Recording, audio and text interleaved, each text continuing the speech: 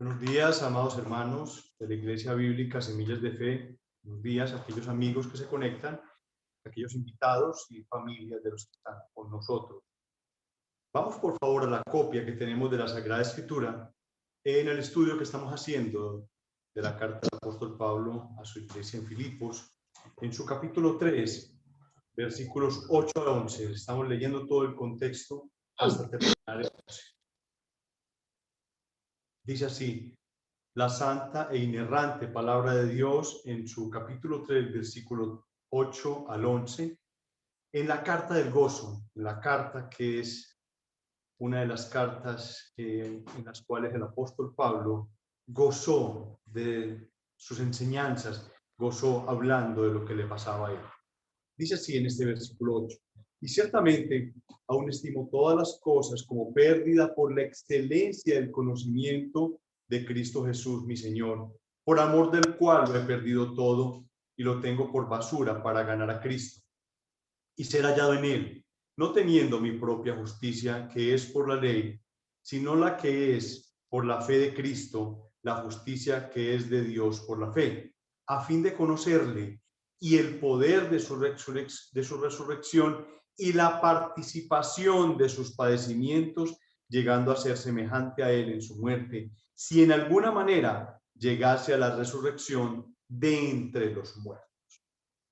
Orémosle al Señor para entregarle este sermón y este día, para que sea de su agrado. Señor, bendito Dios, Rey nuestro, amado Creador, bendito Salvador, tu Iglesia Santa está delante de ti.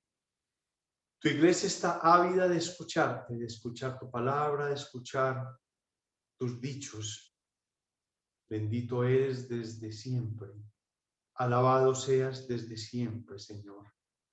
Señor, permite que tu pueblo, tu pueblo separado, aquel pequeño rebaño, este rebaño que tú has separado desde antes de la fundación del universo, hoy pueda ser alimentado, hoy pueda ser llevado a tener paz en los corazones a pesar de las adversidades. Dice tu palabra que el día del bien goza y el bien adversidad considera, porque tanto lo uno como lo otro es hecho por ti, Señor. Así que nosotros entregamos, Señor, nuestras vidas, nuestras circunstancias delante de ti. Tú eres un Dios soberano. Descansamos en que eres un Dios soberano. Descansamos que todas las cosas son permitidas por ti para el crecimiento de la iglesia, para el desarrollo de la iglesia. Señor, en este día queremos ser consolados, en este día queremos ser exhortados, queremos ser animados, queremos ser alimentados con tu santa y bendita y pura palabra. Así que en tus manos estamos, bendícenos y guárdanos. En el nombre de Jesús, amén y amén. Honro a Dios por tres ministerios importantes que nutrieron muchísimo este mensaje que vamos a recibir el día de hoy. Muchas de las cosas, como hemos venido hablando en estos días, que el apóstol Pablo considera ya sin valor para muchas iglesias, para muchas denominaciones, son consideradas todavía como tesoros, como aspectos relevantes, como valiosos y necesarios. El ser celoso con la ley, ser irreprensible según la ley, tener la nacionalidad judía, estar circuncidado, etcétera. Toda esa serie de religiosidades, como lo hemos dicho durante todas estas semanas, eran para el apóstol Pablo, ya eran basura, no eran relevantes, no tenían importancia. En Cristo Jesús, nada de eso sirve para merecer el favor de Dios ni ninguna de sus bendiciones. Todo lo que a partir de Cristo fuimos viendo eran sombras de lo que era el Antiguo Testamento, de las sombras de lo que Cristo era después. Ese antiguo pacto nos sirve de utilidad para ese nuevo pacto que es en Cristo Jesús.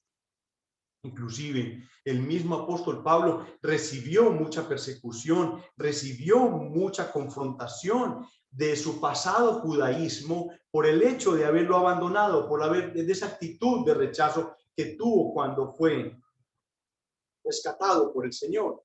Dice Gálatas 5:11, porque padezco persecución todavía. Él estaba recibiendo persecución, a pesar de que fue muy claro cuando él enseñaba la doctrina. La aspiración del apóstol era ser encontrado en Cristo, revestido con la justicia que es de Dios por la fe de Jesús y no por sus propias obras de justicia que eran según la ley. Los méritos del apóstol Pablo eran los que Cristo había logrado. Inicialmente él fijaba, anclaba su doctrina, anclaba su religiosidad en los méritos que él adquiriera por sí mismo. No, ya no, eran los méritos de Cristo, él ya había entendido. Ahora, nosotros los seres humanos siempre queremos justificarnos delante de Dios de la manera que nosotros nos inventemos. Somos demasiado, tenemos una mente creativa y creamos tradiciones religiosas y muchas veces hasta prácticas eclesiales hemos traído a la iglesia y pensamos que nosotros por ella podemos justificarnos. Quizás mucha oración, como decía nuestro hermano ahora, las reuniones, el celo por el servir al Señor, el ayuno, muchas veces los diezmos. Pensamos que con ello nosotros podemos justificarnos delante del Señor y no es así. Inclusive hay doctrinas denominacionales en muchas iglesias. Esas doctrinas denominacionales les han dado un peso muy grande y eso es un gran error teológico el tener esas doctrinas en denominaciones. Ahora, muchas veces el ser humano, nosotros, caemos en el error de tener una imagen espiritual delante de los hombres, que queremos que seamos medidos con una vara que nosotros hemos creado, y eso se da mucho en las congregaciones protestantes.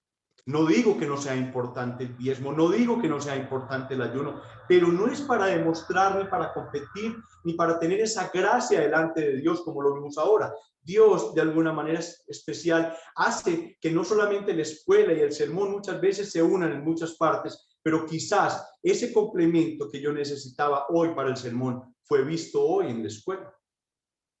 No podemos ni debemos hacer leyes ni doctrinas a partir de esas prácticas que muchas veces son del hombre.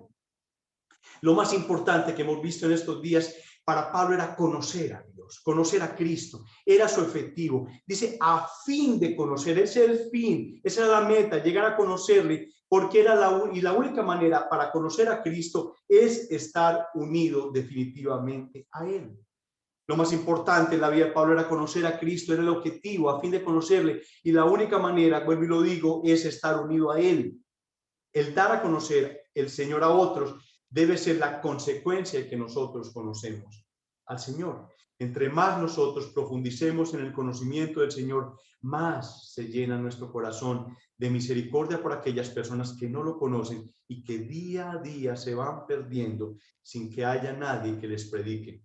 Se van a condenar no porque nosotros no les predicamos el evangelio. Obviamente quien se condena es porque estaba de alguna manera ya perdido y eran rebelde delante del Señor. Pero la tarea de nosotros es predicarles el evangelio a toda criatura, a toda persona, porque es la gran comisión dada por el Señor. Importante esto. Estamos viendo, hemos visto el versículo 9, el versículo 10, el versículo 11. ¿Qué es importante en estos tres versículos? Que ahí está la descripción de la salvación. En el versículo 9 vimos la justificación y ser hallado en él no teniendo mi propia justicia, que es por la ley, sino la que es por la fe de Cristo. Ahí está la justificación. En el versículo 10, que hoy lo terminaremos, habla de santificación. Dice, a fin de conocerle y el poder de su resurrección y la participación de sus padecimientos, llegando a ser semejante a él en la muerte. Ahí está la santificación y la glorificación, que la veremos dentro de 8 días, si el Señor lo permite, si en alguna manera llegase a la resurrección de entre los muertos. Ahí está la doctrina de la salvación. Ahora, luego de esta pequeña introducción, continuemos con nuestro tema. Hemos visto en la segunda parte de ese sermón que iniciamos hace ya varias semanas, lo que se gana cuando se tiene a Cristo. Recordemos que Pablo había desechado absolutamente toda su religiosidad. 5 cosas ganó el apóstol Pablo y que hemos visto una a una. Hemos tenido la necesidad de conocerlas. Posiblemente se hubieran dado en un solo sermón la descripción de cada una de ellas y posiblemente no hubiera llevado 40 minutos. pero ¿qué necesidad teníamos de correr? Le pusimos el freno y vimos uno a uno para poderlos conocer. Pablo dejó muchas cosas, ya las vimos en detalle, pero ¿qué adquirió? Conocimiento, esa justicia, el poder, y hoy vamos a ver lo que es la comunión, que es ese cuarta cosa que se ganó cuando él dejó la religiosidad, la comunión. Veámoslo nuevamente, versículo 10 del capítulo 3. A fin de conocerle y el poder de su resurrección y la participación de sus padecimientos, llegando a ser semejante a él en su muerte. Miren, de verdad, una mala interpretación de la porción que nosotros vamos a ver hoy podría generar un brote de religiosidad si tenemos una débil concepción de la obra de Cristo en la cruz del Calvario. Dios, en su infinita y maravillosa gracia, como la vimos ahora, nos ha destinado un lugar y una participación en toda su obra realizada por medio de Jesucristo. Si atendemos bien la palabra de Dios, observamos que existe un proceso y un orden y que es necesario atravesarlo por los méritos que el mismo Señor Jesucristo ha provisto para eso. Ahora, dentro de lo que acabamos de leer, ¿qué es lo que no es? Dije que una mala interpretación, y quizás nosotros teníamos una pésima interpretación cuando estábamos en la religión tradicional de Colombia. Teníamos una interpretación traída de los cabellos, horrible. Pero también dentro de la misma cristiandad pueden haber malas interpretaciones de lo que es el estar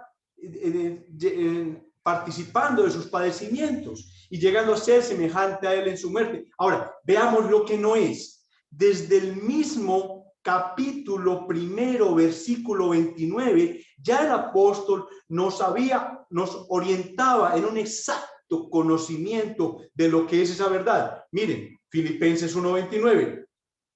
Porque a vosotros os es concedido a causa de Cristo, no solo que creáis en él, sino también que padezcáis por él. Es por causa de él. Arranca el versículo diciendo es a causa de Cristo, no a causa nuestra. No, es a causa de Cristo, sino que también padezcáis por él. Una de las mejores formas que nosotros tenemos para explicar algo que puede ser difícil o complicado de entender es la misma escritura. Vámonos a la escritura. Vamos a recorrer varios versículos para ir entendiendo esta preciosa doctrina, este precioso mensaje del Señor. Vamos a Colosenses 1:24. Ya lo habíamos visto, nos demoramos un tiempo viendo la carta del apóstol Pablo a los de Colosas. Colosenses 1:24. Dice, ahora me gozo en lo que padezco por vosotros, pues, y cumplo en mi carne lo que falta de las aflicciones de Cristo por su cuerpo, que es la iglesia. Un primer paneo, a simple vista, ese versículo pudiera sugerir que el sacrificio de Cristo le falta algo y que está incompleto y que Pablo hace algo para mejorarlo.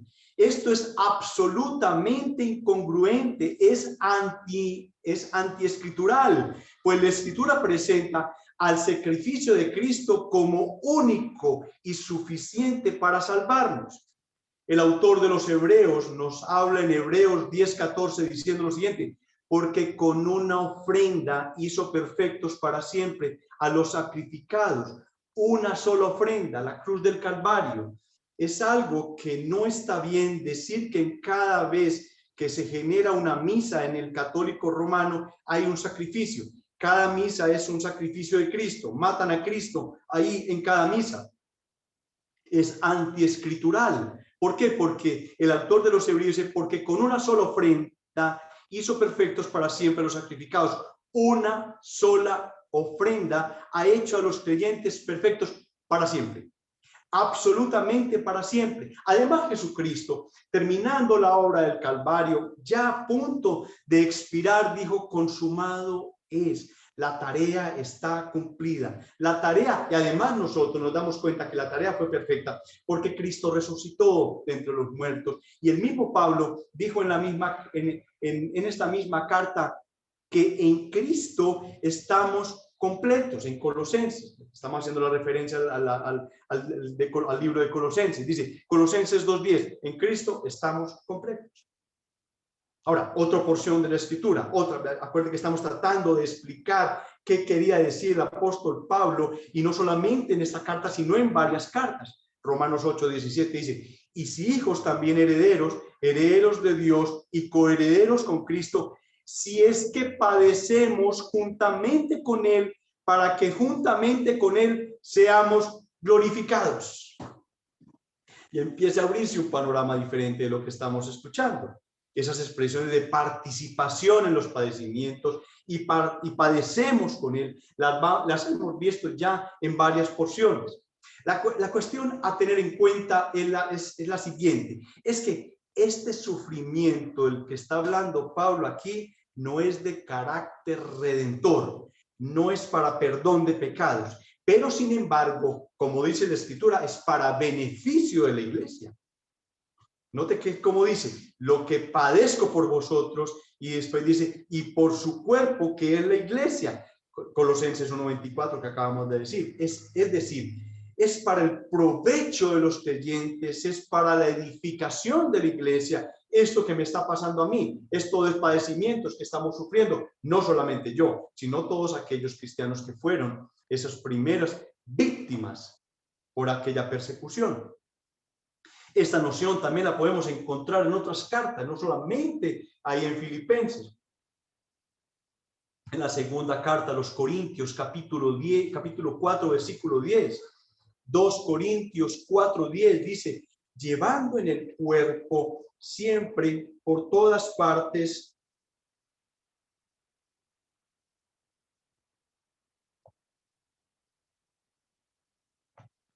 llevando en el cuerpo siempre por todas partes la muerte de Jesús, para que también la vida de Jesús se manifieste en nuestros cuerpos, porque nosotros que vivimos siempre estamos entregados a muerte por causa de Jesús, para que también la vida de Jesús se manifieste en nuestra carne mortal, de manera que la muerte actúe en nosotros y en vosotros la vida.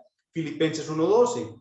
Quiero que sepáis, hermanos, que las cosas que me han sucedido han redundado más bien para el progreso del evangelio, de tal manera que mis prisiones, como lo vimos en el capítulo 1 de Filipenses, se han hecho patentes en Cristo en todo el pretorio y a todos los demás. Y miren, y la mayoría de los hermanos, cobrando ánimo en el Señor con mis prisiones, se atreven mucho más a hablar la palabra sin temor. Esto había sido un beneficio grande para la iglesia. El hecho de que Pablo estuviese preso y que no tuviese para él mayor importancia eso.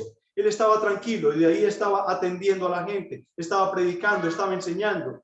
No estaba bregando a ver cómo se volaba o contratemos más abogados. No, él estaba tranquilo. Él sabía que su vida dependía de Dios y eso que estaba pasando había redundado en mayor crecimiento de la iglesia y mayor fortalecimiento de aquellas personas que quizás habían tenido cierta debilidad en predicar la palabra por temor.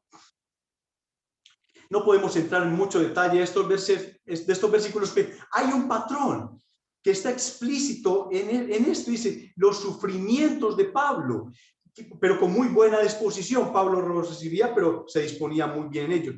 Han servido para el crecimiento de los creyentes, para el beneficio de la iglesia y para el progreso del evangelio. En ninguna parte, ningún sacrificio completa el perfecto sacrificio de Cristo. En ninguna parte lo dice. Eso no es el sentido de lo que está diciendo. Ni los estigmas, ni la autoflagelación. Además, pienso que esos estigmas y esa autoflagelación son absolutamente satánicas. Las bulas y las indulgencias contradicen absolutamente la obra de Cristo, son una bofetada a la obra de la cruz. Eso es lo que no es. Esto que está hablando el apóstol Pablo no es esa autoflagelación, no es el autosacrificio, no es porque yo voy a entrar de rodillas en un templo, a pelarme las rodillas, que yo voy a obtener el favor de Dios. No, ahora lo vimos. es por gracia, es absolutamente inmerecido. Ahora, veamos lo que sí es, lo que sí quiere decir. Volvamos a leerlo. Filipenses 3:10. A fin de conocerle y el poder de su resurrección y la participación de sus padecimientos, llegando a ser semejante a él en su muerte. El apóstol no está hablando aquí de esa resurrección futura de nuestros cuerpos, eso lo vimos la semana pasada, ni tampoco está refiriéndose a cualquier tipo de padecimiento, como lo vimos en el primer punto. Hay mucha gente que entra al cristianismo y se apartan muy rápido porque de pronto reciben algún padecimiento, alguna aflicción inmediata, algo que de pronto los hace salir de lo que ellos desean y realmente tropiezan, realmente se alejan. Posiblemente en el futuro regresen si son verdaderos cristianos, pero posiblemente también se van definitivamente, que nunca fueron salvos, nunca tuvieron esa gracia particular de parte de Dios para salvación. No obstante, no podemos experimentar el poder de su resurrección sin primero participar de sus padecimientos. O lo que dije, no podemos experimentar el poder de su resurrección sin primero participar de sus padecimientos. Vamos a entenderlo. ¿De qué padecimientos está hablando aquí el apóstol Pablo? Ya vimos un pedacito en la parte inicial. Y esto realmente es fundamental. No es el sufrimiento particular. No se trata del sufrimiento que yo reciba por mis pecados. Porque yo pequé, se me devolvió eso y me generó una tribulación, una aflicción, un sufrimiento. No, porque yo robé y fui metido a la cárcel, porque yo asesiné y fui condenado a muchos años de prisión, o porque yo mentí y esa mentira generó que me echaran del trabajo, porque yo robé y me echaron del trabajo. No, esa aflicción no es un sufrimiento particular. No se trata de aquello, esa consecuencia de mis pecados, de mis negligencias, de mis equivocaciones, no, sino de la participación de sus padecimientos, llegando a ser semejante a él en su muerte. Vamos a irlo entendiendo. Cristo padeció de dos maneras. Primero, por su obediencia debida a la voluntad del Padre. Esto ocasionó mucho rechazo, mucho vituperio, mucho violencia de parte de la gente que estaba alrededor de él. Los escribas, los fariseos, todos aquellos que lo veían con una doctrina rara, una doctrina extraña que era contraria quizás a lo que estaban escuchando de sus propios líderes religiosos. Eso trajo mucho padecimiento al Señor. Esto ocasionó ese rechazo y ese vituperio de parte de casi mucha población. Cristo no padeció por sus pecados ni por su viejo hombre, no. Él no negó su cuerpo de pecado puesto que no lo tenía. Él había nacido sin pecado y se conservó sin pecado. Cumplió perfectamente aquella ley donde él nació, él la cumplió. Sin embargo, él sí sufrió en su alma, en su cuerpo, por causa de esa obediencia al Padre. Y en segundo lugar, Cristo padeció en la cruz por nuestros pecados. Él recibió el castigo que merecíamos cada uno de nosotros. Eso es gracia lo que vimos ahora. Nada puedes hacer para llamar la atención de Dios y que Él te salve. No, nada. El propósito de la crucifixión fue para salvarnos y liberarnos de una vida de pecado y de todas absolutamente las consecuencias que eso tenía. Esos fueron sus padecimientos. Cristo no sufrió la cruz del Calvario. Cristo no solo sufrió la cruz del Calvario para perdonar nuestros pecados, sino que en su crucifixión fuimos también todos incluidos. Todos estábamos ahí para que fuésemos liberados de la esclavitud y el poder del pecado. Es ahí donde nos hacemos partícipes. Ahí estamos participando de la crucifixión. Ahorita vemos los versículos de sus padecimientos cuando nos identificamos con la cruz y la muerte de Cristo. Lo que estoy diciendo tiene todo el apoyo escritural. El padecimiento del Señor es algo que quedó completamente consumado. Es tan consumado como esto es absolutamente un acto legal, es también consumado para nosotros. Nosotros no tenemos que agregarle a la obra de Cristo algo más para el perdón de los pecados. No. A nosotros se nos da el don del arrepentimiento. Es un don que nos entrega el Señor. Pero de parte nuestra, de nuestra propia creatividad, no tenemos que hacer absolutamente nada. Es un acto legal consumado. Nuestros pecados fueron llevados a la cruz del Calvario y allá fueron perdonados. Ya están sepultados. No existen. ¿Qué necesitamos? Es creerlo. Es apropiarnos de esto por la fe en Cristo Jesús, por la fe en su obra. Note bien lo que dice este pasaje, llegando a ser semejantes a él en la muerte, en ese versículo 10. Esto quiere decir que debemos hacer de la muerte de Jesús nuestra muerte y de esa manera conformarnos a ella para que así se cumpla en nuestra experiencia, en nuestra vida.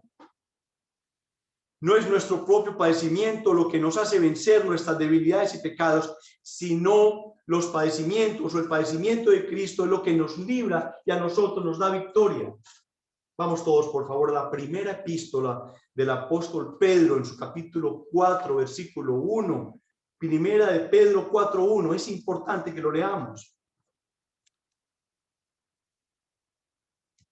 Vamos a tener dos ceñitas en esta primera de Pedro y en Romanos para que vean. El Señor quiere que nosotros tengamos en la mente estas dos cosas que vamos a leer y tengamos toda la tranquilidad de cómo nosotros participamos de los padecimientos de Cristo Jesús y cómo participamos de su muerte. 1 Pedro 4:1 dice, puesto que Cristo ha padecido por nosotros en la carne, vosotros también armaos del mismo pensamiento. Pues quien ha padecido en la carne terminó con el pecado. Cristo terminó con el pecado para no vivir el tiempo que resta en la carne conforme a las concupiscencias de los hombres, sino conforme a la voluntad de Dios. Primera de Pedro 4:1 y 2 tiene que estar fijado en nuestras mentes para entender lo que estamos viendo. La obra de Cristo es única. La obra de Cristo es sublime. La obra de Cristo es poderosa. Pues mire cómo dice, pues quien ha padecido en la carne terminó con el pecado. Ya esa raíz de pecado que nosotros teníamos ya no existe. Que pecamos, sí, no hay ninguno que no peque, pero tenemos el don del arrepentimiento. Esos pecados que vamos a cometer en el futuro, que estamos cometiendo hoy, que cometimos ayer, ya fueron llevados a la cruz del Calvario. Qué cosa tan maravillosa. Gloria a Dios, aleluya. El Señor terminó con el pecado. Si luego nosotros estamos en él, si asimilamos lo que Cristo Jesús, seremos partícipes de esos mismos padecimientos y por lo tanto terminaremos también con el pecado. Qué gloriosa verdad, qué glorioso, eso es maravilloso. Ahora, primera de Pedro 4:1, tengámoslo ahí. En Romanos encontramos este mismo mensaje expresado claramente, Romanos 6:6. He hecho énfasis en ha padecido por nosotros en la carne, vosotros también armaos. Ese fue el énfasis que yo hice en primera de Pedro. Ahora miremos Romanos 6:6. El énfasis es sabiendo esto, que nuestro viejo hombre fue crucificado juntamente con él. Ahí está, participamos de él, para que el cuerpo del pecado sea destruido a fin de que no sirvamos más al pecado. Fuimos crucificados juntamente con él. Nuestro padecimiento, crucifixión y muerte ocurrió en el mismo lugar y tiempo que le sucedió a Cristo Jesús. Esto tiene que estar fijado en nuestra mente. Nuestro viejo hombre fue crucificado juntamente con él. Ahí estuvimos en la cruz del Calvario. En Romanos 6, el apóstol Pablo nos dice que es algo que nosotros debemos saber, sabiendo esto. Y en primera de Pedro, el pensamiento es que debemos armarnos. Es decir, que nuestro padecer con Cristo es algo que no podemos ignorar, pero aún más, es algo que necesitamos tener presente en nuestra mente todos los días. A pesar de que el mundo se puede estar destruyendo, no solamente en Colombia, sino en muchos países, hay mucha revolución, hay anarquía, hay de todo eso, pero nosotros sabemos y nosotros estamos armados. ¿Qué más necesitamos? Por si queda alguna duda de que se trata de los padecimientos de Jesús los que debemos apropiarnos, leamos también en Romanos 8:17. Vamos ahí, por favor, Romanos 8:17.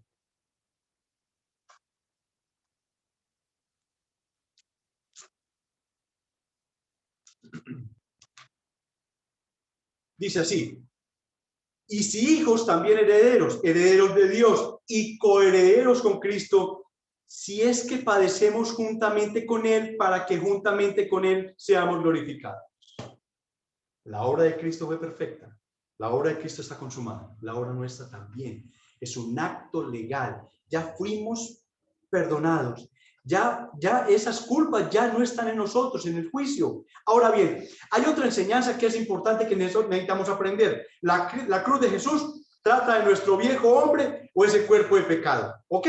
Pero bueno, hay un padecimiento que proviene de nuestra propia cruz. Toma tu cruz, dice así. Un morir a nuestra propia vida, que también se menciona en la palabra de Dios. Es un día a día. Nosotros estamos en este día a día conformándonos cada día más a la voluntad de Dios, negando nuestra propia dependencia de nosotros y no negándonos a nosotros mismos para depender directamente de Dios. Es algo que nosotros estamos en ese día a día. Es una enseñanza que también está contenida acá. Volviendo a 2 Corintios 4, observamos que este aspecto de nuestra participación en los padecimientos es por causa de Jesús. Mire, 2 Corintios 4:11, porque nosotros que vivimos, pero ojo con ese que vivimos, siempre estamos entregados a la muerte por causa de Jesús, para que también la vida de Jesús se manifieste en nuestra vida mortal. Mire, la vida de Jesús manifestada en nuestra vida mortal. Por Dios, nosotros que vivimos, esa palabra vivimos hace referencia a la vida de Dios, porque ya estamos vivos en Él. Los que creemos en Jesús y nos hemos identificado con su muerte, tenemos ya vida espiritual. Esa muerte espiritual que teníamos antes, esa fue recuperada, ya el Señor nos la dio. Tenemos vida espiritual porque hemos nacido de Dios. Nacimos del Dios vivo y verdadero, entonces tenemos vida. Los que tenemos esta vida de Dios, dice el apóstol, siempre estamos entregados a muerte por causa de Jesús. Esto debe constituir en una actitud fuerte y firme del creyente en lo que el Señor está diciendo. Debe estar esta disposición de nuestra mente, esta actitud constante en nuestro corazón en entender y saber lo que el Señor está haciendo e hizo por nosotros. Y además dice, para que la vida de Jesús se manifieste aquí, ahora, en nuestra vida, en nuestra carne mortal. No cuando estemos allá, no, se manifiesta aquí. Miren cómo lo dice Mateo 16:24. Mateo 16:24, miren cómo dice.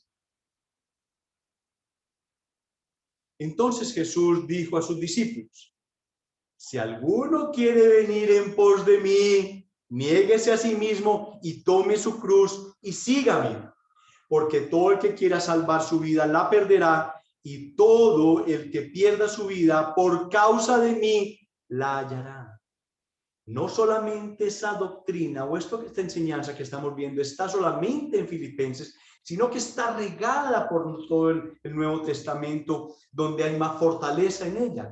Esa misma idea fue expuesta por Juan en su capítulo 12, versículo 25, cuando dice, el que ama su vida la perderá, y el que aborrece su vida en este mundo, para vida eterna la guardará. En ningún momento, en ninguna parte, la Escritura está enseñando que nosotros debamos golpearnos, flagelarnos para participar de ningún sufrimiento de Cristo Jesús. En ninguna parte está que tú tienes que retirarte a un monte y orar eternamente allá hasta que te mueras. No, o encerrarte en una clausura. ¿Dónde está en la Sagrada Escritura eso? Eso es antibíblico. Eso es satánico de verdad. En ninguna parte dice que debemos flagelarnos para participar del sufrimiento de Jesús. Este padecer en Cristo no son obras meritorias para alcanzar ni el favor de Dios ni ninguna de sus bendiciones.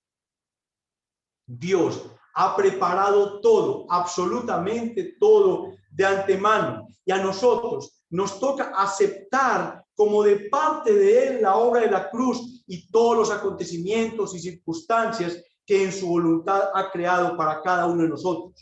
Lo único que nosotros debemos hacer es estar dispuestos a conformar nuestra voluntad a su voluntad. Y nos ha dado el poder del Espíritu Santo para ello. No estamos solos.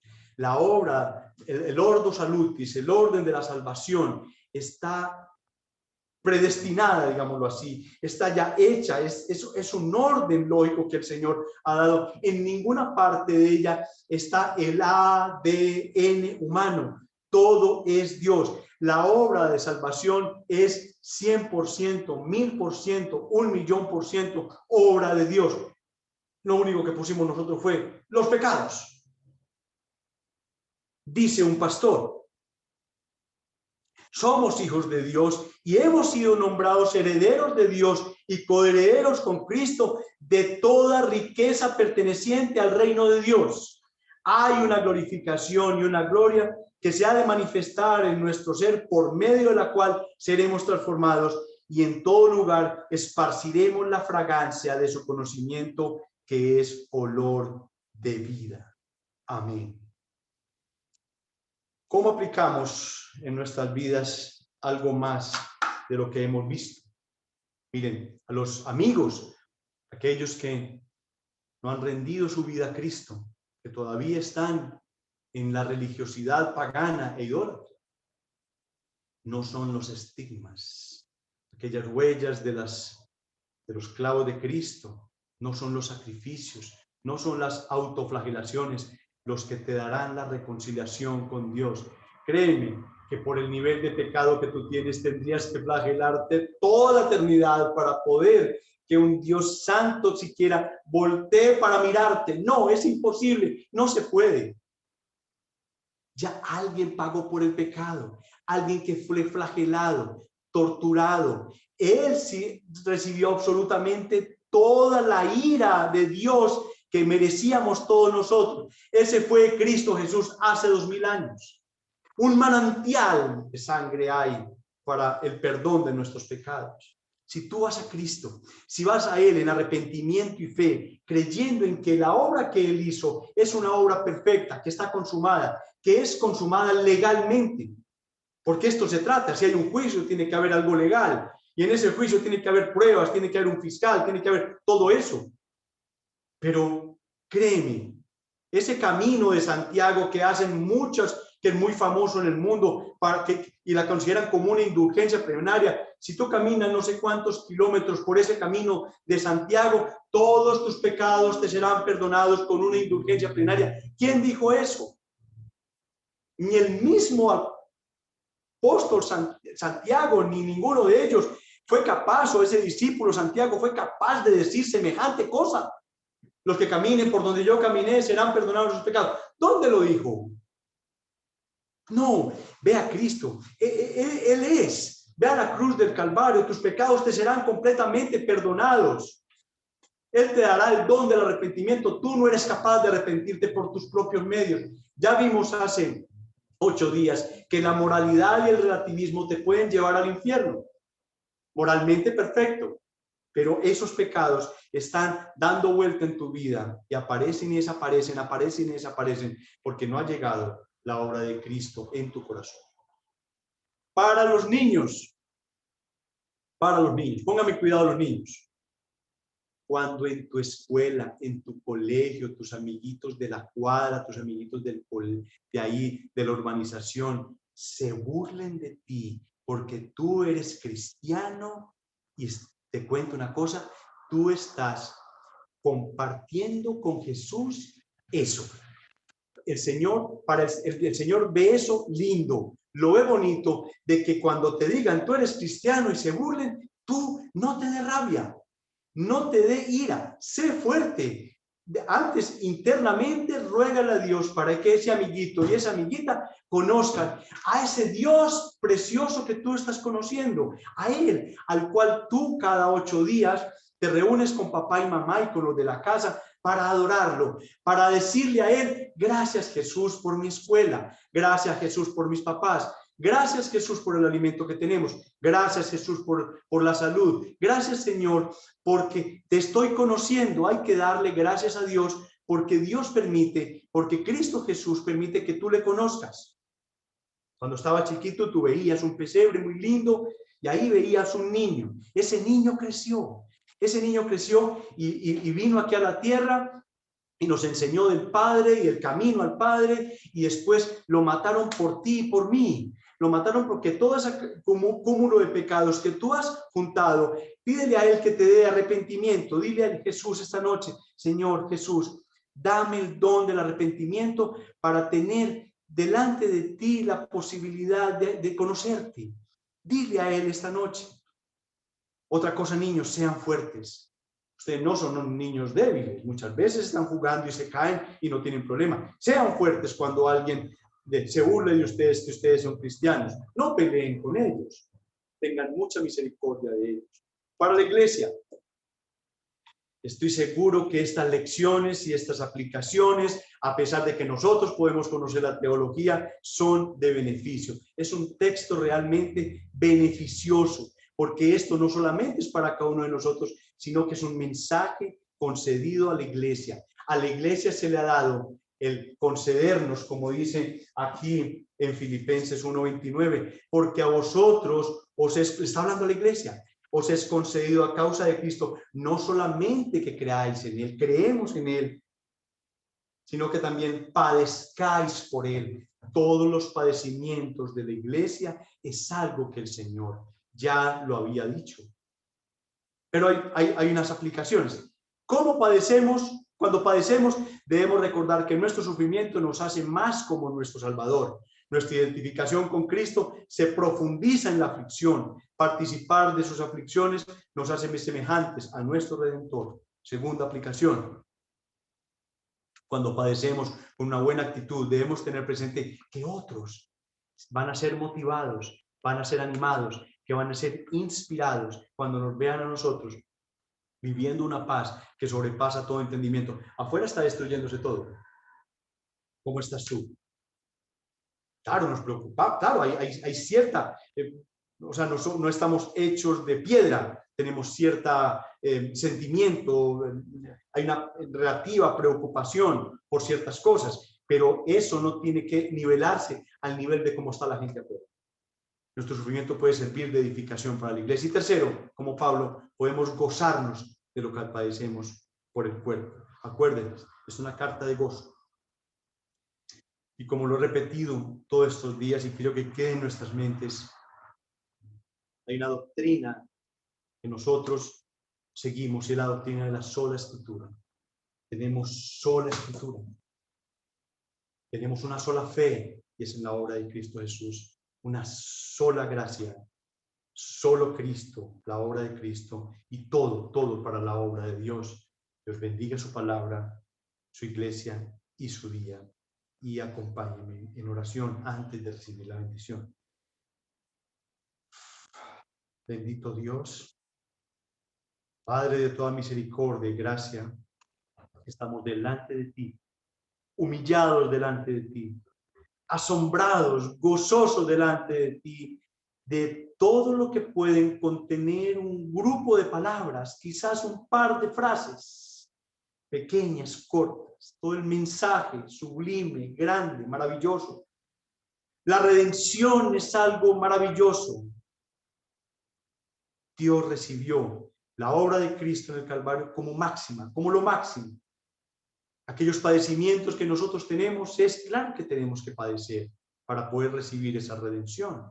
No para el perdón de nuestros pecados, sino porque nosotros luchamos en un día a día contra el pecado, porque nosotros luchamos en un día a día contra ese viejo hombre con el que estamos luchando siempre, que fue llevado a la cruz del Calvario.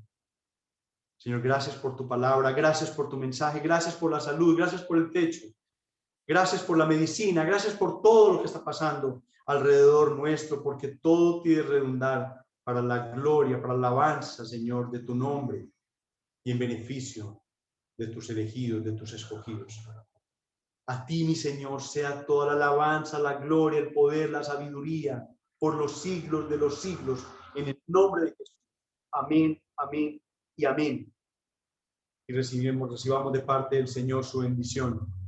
El Señor te bendiga y te guarde. El Señor haga resplandecer su rostro sobre ti y tenga de ti misericordia. El Señor alce sobre ti su rostro y te dé paz. Queridos hermanos, amigos, pueden ir en paz, estar en sus casas en paz. Amén.